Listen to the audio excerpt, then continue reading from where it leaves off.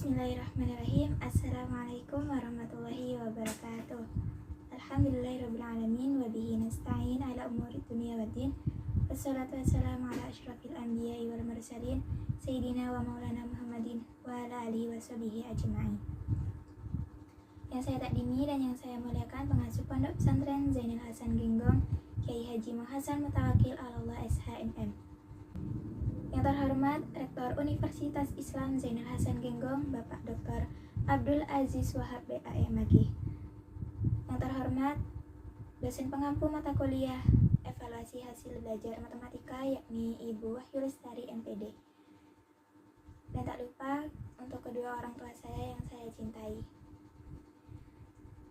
Saya Aurora Hidayah. Di sini saya akan mempresentasikan materi bab 4, yaitu materi validitas pada mata kuliah evaluasi hasil belajar matematika. Dalam materi ini ada beberapa subbab yang akan dibahas. Ada 5 subbab. Yang pertama yaitu macam-macam validitas. Yang kedua, cara mengetahui validitas dengan alat ukur. Lalu yang ketiga, validitas butir soal atau validitas item. Yang keempat, tes standar sebagai kriteria dalam menentukan validitas. Dan yang terakhir yaitu validitas faktor. Langsung saja masuk pada pembahasan yang pertama, yaitu macam-macam validitas. Nah, di sini ada 2 macam. Yang pertama validitas logis dan validitas empiris.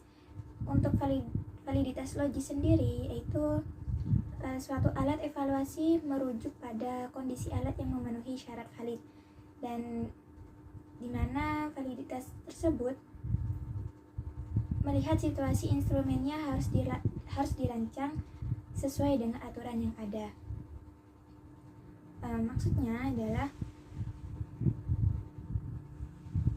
validitas logis ini melihat sejauh mana kesimpulan yang diambil dari hasil evaluasi yang dapat dipercaya dan didukung oleh bukti yang relevan, serta apakah instrumen evaluasi tersebut benar-benar mengukur apa yang seharusnya diukur. Nah, di sini terdapat 2 jenis validitas logis. Yang pertama validitas isi dan validitas konstruksi.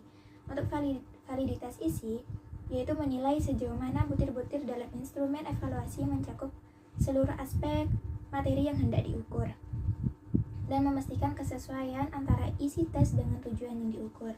Dan untuk validitas konstruksi sendiri yaitu mengukur apakah instrumen tersebut benar-benar merefleksikan konsep atau konstruksi teoritis yang hendak dievaluasi, dan juga memastikan keselarasan antara konsep abstrak dan pengukurannya.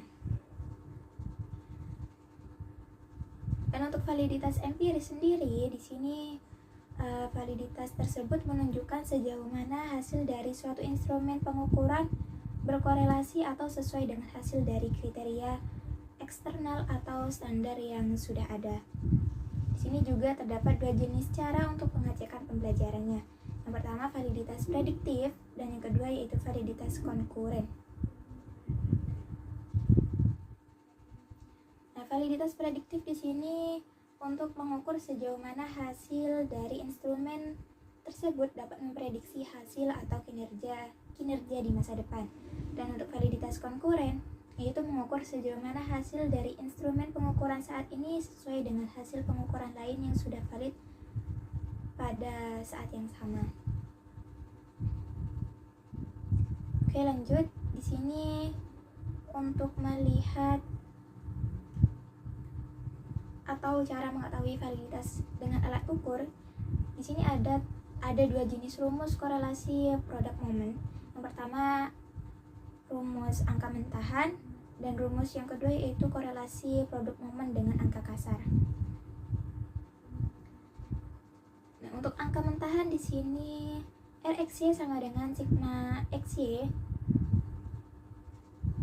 per akar sigma dari X kuadrat dikali dengan sigma Y kuadrat. Nah, di sini sigma XY itu jumlah dari perkalian X dan Y. Dan untuk rumus korelasi produk momen dengan angka kasar yaitu RXY sama dengan N dikali sigma perkalian X dan Y dikurangi sigma X dikali sigma Y per akar N dikali sigma X kuadrat dikurangi sigma X kuadrat, lalu N dikali dalam kurung sigma Y kuadrat dikurangi sigma Y kuadrat. Nah, rumus ini digunakan untuk menghitung korelasi linear antara dua variabel tetapi dengan pendekatan yang sedikit berbeda. Lanjut ke pembahasan yang ketiga, yaitu validitas butir soal atau validitas item.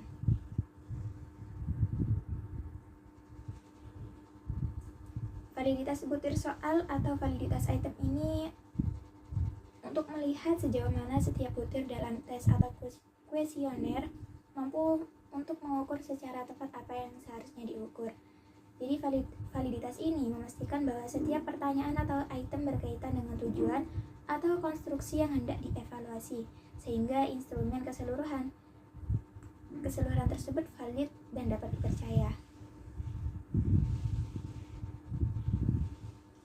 Jadi suatu soal tersebut dikatakan valid jika dukungannya terhadap skor itu besar, dan juga dinyatakan memiliki potensi tinggi jika skor soal itu sama dengan skor keseluruhan. Lanjut pembahasan yang keempat, yaitu tes terstandar sebagai kriteria dalam menentukan validitas. Di sini tes terstandar itu digunakan sebagai kriteria untuk menentukan validitas suatu instrumen pengukuran dengan cara membandingkan hasil tes yang sedang diuji dengan hasil dari tes terstandar yang sudah terbukti valid. Maksudnya adalah tes terstandar ini digunakan sebagai kriteria untuk menentukan validitas suatu instrumen pengukuran dengan cara membandingkan hasil tes yang sedang diuji dengan hasil dari tes terstandar yang sudah terbukti valid. Dan jika terdapat korelasi tinggi antara keduanya atau terdapat hubungan di antara keduanya, maka instrumen yang diuji dianggap valid. Dan tes terstandar juga berfungsi sebagai acuan atau tolak ukur yang diakui untuk mengevaluasi akurasi dan keandalan hasil pengukuran baru. Di sini tes terstandar memiliki ID seperti frekuensi dan lokasi, di mana kuantitas koefisien validitas, lalu tingkat sukar, daya pembeda serta reliabilitasnya sudah baik untuk digunakan. Lanjut pembahasan yang terakhir, yaitu validitas faktor. Validitas faktor adalah jenis validitas yang menunjukkan sejauh mana struktur internal dari suatu instrumen pengukuran tersebut sesuai dengan faktor-faktor atau konstruksi teoritis yang mendasarinya. Nah, ini biasanya diperiksa melalui analisis faktor, dan juga validitas faktor ini bertujuan untuk mengidentifikasi kelompok item yang saling berkaitan dan merepresentasikan dimensi atau variabel tertentu dalam suatu tes atau kuesioner. Jadi validitas faktor ini memastikan bahwa item-item dalam instrumen tersebut benar-benar mengukur aspek-aspek yang relevan dari suatu konstruk teoritis.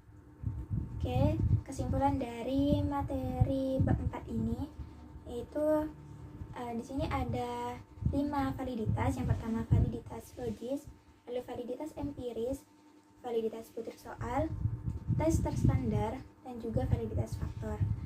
Jadi secara keseluruhan validitas tersebut merupakan aspek penting dalam evaluasi yang memastikan bahwa instrumen pengukuran akurat dan dapat dipercaya dalam menilai apa yang dimaksud untuk diukur. Oke, sudah selesai presentasi dari saya mengenai materi bab 4, yaitu validitas. Mohon maaf apabila banyak kesalahan kata dan kurang dalam penjelasannya. Terima kasih atas perhatiannya. Saya Aurora Hidayah pamit undur diri. Assalamualaikum warahmatullahi wabarakatuh.